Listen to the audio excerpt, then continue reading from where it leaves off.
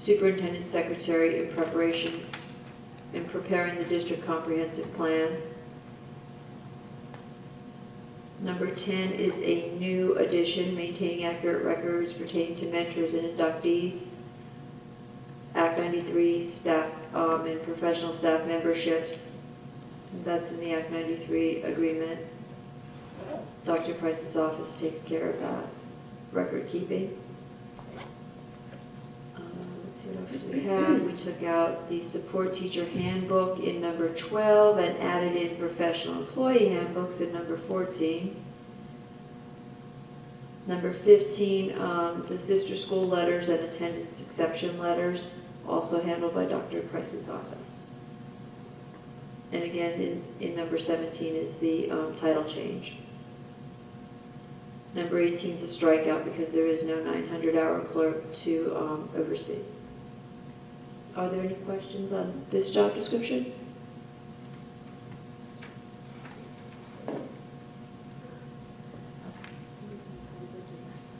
So moving on then to the secretary payroll clerk. Again, this is basically changing the title of Amelia Grobulski from the School Business Administrator to Director of Finance, or it was Assistant Business Administrator to Director of Finance, and that changes that throughout the job description. And she asked that we add in perform bank deposit as required and reconcile monthly PSERS reporting. Are there any questions on this? Okay. Again, most of these are just updates. Same with the lab tech. So we sat down with the supervisor for the high school science department to review this job description. This is a little different than our usual TAs and PCAs. This individual works with the science department in the labs. So she provided, sort of educated me on what the person does, and then we tweaked it to reflect the current duties, because this one also was a little outdated. So we took out monitor and assist students in the science department computer center. And number 7. There is no flexible work schedule. Again, old language. Available time after school is essential. That was taken out because the duties are performed during the school day. And we also had a title change there from the supervisor of high school science to 612 science supervisor. Any questions on that position? No. I think that's all I have. Thank you. Is everybody okay with those going to working?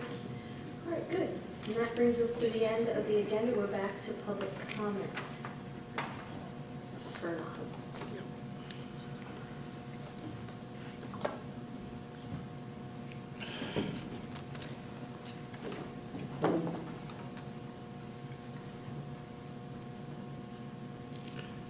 Super on West Rock Hill Township.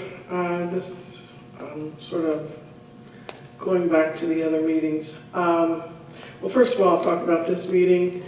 You came in with a proposed increase in wages and believed that there were certain vacancies last year because of the low wages last year. And you didn't come in with any kind of a number for the total impact of, okay, we believe all these positions will be filled. Last year we had this at this rate. This coming year we'll have it at this rate. I mean, you are budgeting, you are spending money. The question isn't just should we raise the rate. The question is it budgeted? How much of a difference does it make?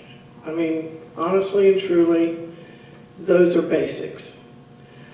To go back, I have a question if some of these students decide to walk out, I hate to bore you with going back, but anyway, if they choose to walk out of the school building and they want to are they allowed to come back in after because he says he was going to leave school grounds and that you couldn't do anything to him because he would be at the corner at the lamppost. Once they leave school grounds and they come back midday, especially on a highly charged day like what that might be, will they experience any kind of deterrence for coming back? Is that just allowed for them to come and go on campus, off campus, come as you can, go as you please? Are they allowed back in? If they are allowed back in on an emotional day like that, will they be scrutinized to make sure they didn't go get something that they shouldn't have inside the building? I think that's a real security concern right there. I believe that if they leave campus in defiance, they stay off for the rest of the day. They don't get back in the building on an emotional day like that. I would not want my kid on the inside to have to wonder what that kid went out to his car and got and came back into the building with. I just think that's fair.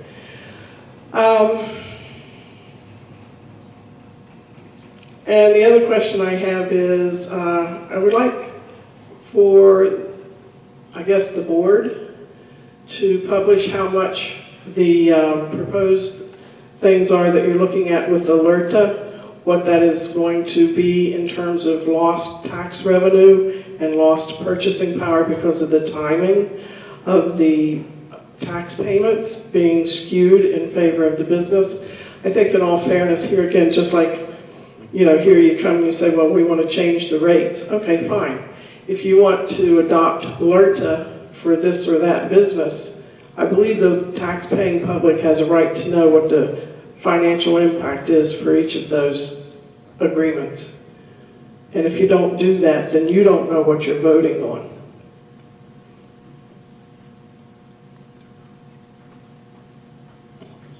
Okay, thank you. Dr. Rediger, would you be able to provide an answer to the question of how the returning students, other than having to be buzzed in, just like any other visitor? I think that is a good question to ask and to know what the procedure will be. We'll review all this tomorrow with the administration and put that out there as part of the consequences if you go out. And so those guidelines are going to be issued to the students. Is it going to be publicly posted so that, is this? I don't have to know. I'm just saying if it was my kid on the inside, I don't want them coming back in the building. Okay. It would be, I would see it as a security issue for my child. Right. No, I would agree that there needs to be some good guidelines for that. You might get a copycat, you don't know. Never know. Okay. Any other public comment? Fourth time, you're going to get it right? I got it right All right. this time. Chuck Weaver, East Rock Health. Quick question for my understanding, notification, we were talking about these summer jobs. And in that, is it my understanding that there's a range no matter what these students do and they stay in that range, whether they're IT or whether they're cutting grass? That's correct. Okay. So I guess, what do we need most? And shouldn't we be able to pay more for what we need most? And if we have others, I think these ranges, obviously, can we look where we need it and go higher? And if we have more applicants in an area, go lower rather than hold them into these things, because that's the way it works in the real world, where it's supply and demand. And some IT people make more than people who cut grass, in fairness. And I think we need to consider relative pay, not just a standard across the board pay for them as we look at that and see where our needs are and pay for where our needs are and go up there, and possibly where there's more applicants, we don't have to pay as much rather than keep them all the same. Every kid in the class doesn't get the same grade, right? Thank you.